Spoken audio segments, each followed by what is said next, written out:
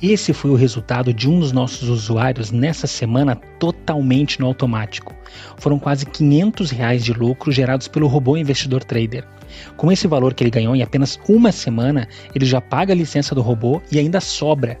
E o mais bacana é que a licença é vitalícia, então não existe mensalidade nem anuidade. Você paga uma única vez e o robô é seu para sempre. E outra coisa muito legal é que existe um grupo onde todos os usuários do robô conversam diariamente sobre resultados, dicas. Já são cerca de 3.000 investidores usando o robô investidor trader, o que mostra que é um excelente robô e que realmente pode trazer ótimos resultados para você. E se você não está acreditando nesses resultados, assim que você adquire a sua licença vitalícia, você já pode entrar nesse grupo e confirmar que esses resultados que eu estou mostrando agora foram enviados de verdade pelos nossos usuários. E outra vantagem, 7 dias de garantia para você pedir o seu dinheiro de volta. Segurança total na sua compra. Então não perca tempo. Clique agora mesmo em Saiba Mais, adquira sua licença vitalícia e venha lucrar no automático com a gente.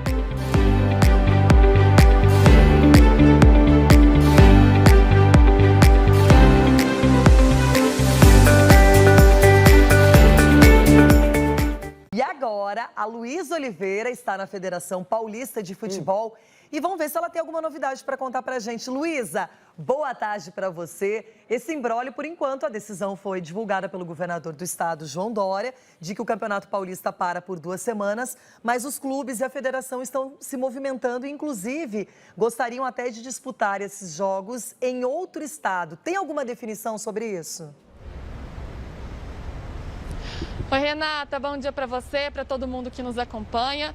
Pois é, essa paralisação está gerando uma grande discussão na comunidade esportiva, né? A Federação Paulista de Futebol está reunida agora e na segunda-feira vai haver uma nova reunião com o governo do estado e com o Ministério Público também, para discutir esse calendário e o que pode ser feito nas próximas rodadas, né? A federação teme que essa paralisação seja ainda maior. Está muito contrariada, vai adotar um tom até mais firme nesses diálogos com o governo, viu, Renata? Agora, como você falou, existe sim a possibilidade de alguns jogos serem transferidos para fora do estado, até para Minas Gerais, para Mato Grosso, mas esse seria o último recurso da federação, seria a última opção, é algo que eles ainda querem aguardar para ver se isso pode ser revertido.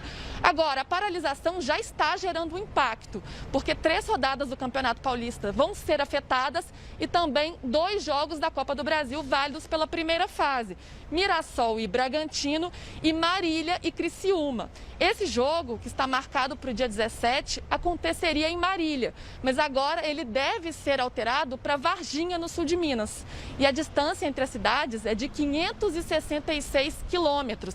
Então aí já gera, né, toda uma burocracia maior para que esse jogo aconteça. Então, como você estava comentando, esses jogos serem mandados fora, tem toda uma questão envolvida de custos, de logística. Então, as federações e também a CBF querem evitar que isso aconteça.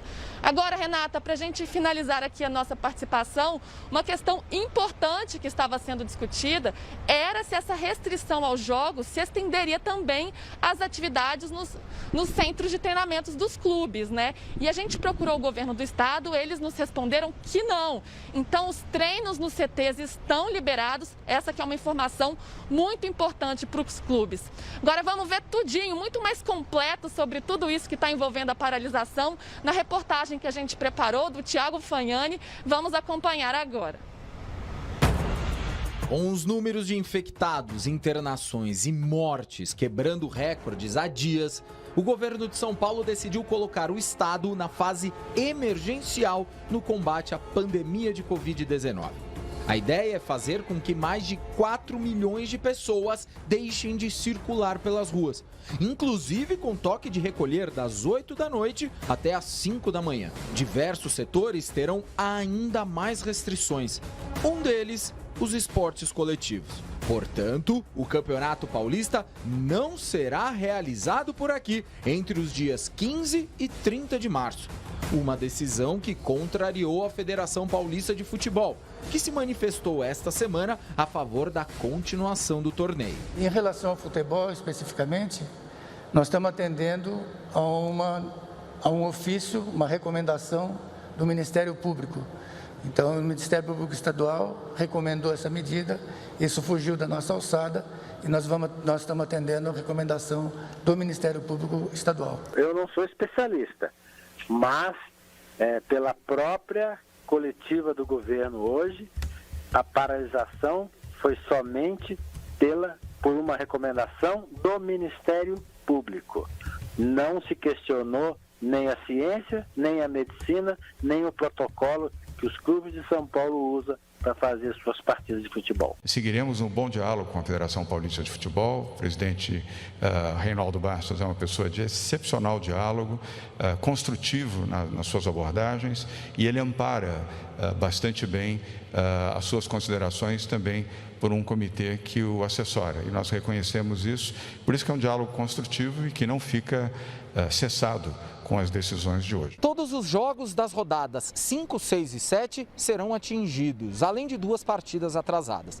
Mas como a medida começa a valer a partir de segunda-feira, teremos Campeonato Paulista normalmente neste final de semana. E logo após a coletiva que aconteceu no Palácio dos Bandeirantes, uma reunião virtual foi realizada entre a federação e os 16 clubes da Série A1 do Paulistão. Em nota, a entidade máxima do futebol do estado lamentou o gravíssimo nível que a pandemia atingiu. Ressaltou todos os cuidados e procedimentos de segurança que foram feitos até então, que seguem o rigoroso protocolo de saúde da competição aprovado pelo Ministério Público e pelo Centro de Contingência do Coronavírus. E desde o ano passado, mais de 35 mil testes foram feitos. Informou que o governo estadual convidou Federação e Ministério Público para uma reunião na segunda-feira que vem. E nela vão discutir o calendário dos próximos jogos. E finalizou garantindo que o torneio seguirá seu curso de rodadas, que alguns ajustes podem ser feitos e o encerramento será no dia 23 de maio, como já estava previsto. A possibilidade de romper o governo de São Paulo não existe. E romper com o governo não resolve nenhum problema. Nós vamos tomar atitude e vamos terminar o campeonato na data prevista. Não há... Os clubes de São Paulo e o futebol de São Paulo prezam o diálogo, mas com firmeza. E jogar em outros estados é uma possibilidade. Mas o senhor já consultou o estado do Rio, presidente, para saber dessa possibilidade de realizar os jogos? Claro. Rio, Minas e Mato Grosso do Sul. Presidente Cesário, do Mato Grosso do Sul. Presidente Dr. Rubens Lopes, meu amigo Rubinho, no Rio de Janeiro. E Dr. Adriano Aro, em Minas Gerais. E os 3 concordaram em receber os Jogos do Paulista. Sim. Mas o governo do Rio de Janeiro já disse que não poderá ajudar nessa, já que os números de casos no estado também aumentam gradativamente. E os clubes paulistas, segundo o presidente da federação, já se posicionaram. Quais clubes se posicionaram contra a permanência e a continuidade do futebol? Todos foram a favor? Clube nenhum, nem do A1 e nem da Série A2. Ou seja, a incerteza paira no ar. Infelizmente, a única coisa que sabemos de fato é que a pandemia choca cada vez mais. E neste jogo da vida, nós estamos perdendo. Isso é verdade. Agora, tem uma coisa que eu percebo, é que quando a pandemia ela foi oficializada aqui no Brasil, quando os casos apareceram e a gente começou essa luta contra o coronavírus, era muito mais dividida a opinião dos clubes, tanto das divisões de base quanto as principais.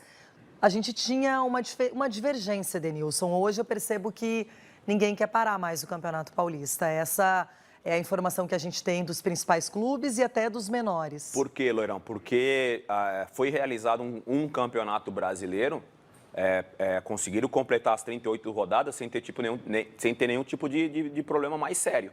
Porque toda hora os jogadores sendo testados, os profissionais envolvidos sendo testados, em cima da pesquisa que você vai chamar daqui a pouco, o Paulistão deve ser disputado em outro estado, sim ou não. A minha opinião é o seguinte: em outro estado não tem Covid? O Covid só está aqui em São Paulo, então vamos sair de São Paulo e vamos para outro estado disputar? Também que na minha opinião é que não, né? Minha opinião é não jogue não dispute o Campeonato Paulista em outro estado. É que Vamos assim, ver o que vai acontecer. Por exemplo, hoje você tem algumas pessoas da imprensa acompanhando a partida, mas bem afastadas, num setor definido. Você tem os jogadores, você tem os treinadores, todos eles já passaram pelos testes. O que eu acho é que por que a polícia então não vai punir se de repente alguém fizer uma aglomeração fora do estádio? Prende, estamos em pandemia, não pode, não é permitido, não dá para protestar, não dá para comemorar. Então, fala a verdade. Agora, essa parte que ela é principal para que aconteçam as partidas, eu vejo isso como bem controlado. Não significa que casos não vão acontecer, não significa que as pessoas não estarão expostas a problemas em todo lugar. Aqui a gente está na rua, a gente está no supermercado, na farmácia, no posto de gasolina. Então, isso vai acontecer agora. Tem que ter consciência, tem que saber o que está sendo feito. E hoje o que me chama a atenção é que a Federação Paulista de Futebol tem sido enfática em relação a defender os protocolos de segurança, a maneira como eles vêm fazendo, como eles acompanharam, como você disse, o Campeonato Brasileiro. Então, a gente vê a pesquisa. O Paulistão deve ser disputado em outro estado? Sim, 51,76%. Vai variar ainda, muita gente vai votar. E os outros estaduais? Aí que fica a pergunta também. Enfim, a gente vai discutir, né, Denilson? Porque tem muitos pontos para a gente considerar nessa questão. Então não perca tempo. Clique agora mesmo em Saiba Mais, adquira sua licença vitalícia e venha lucrar no automático com a gente.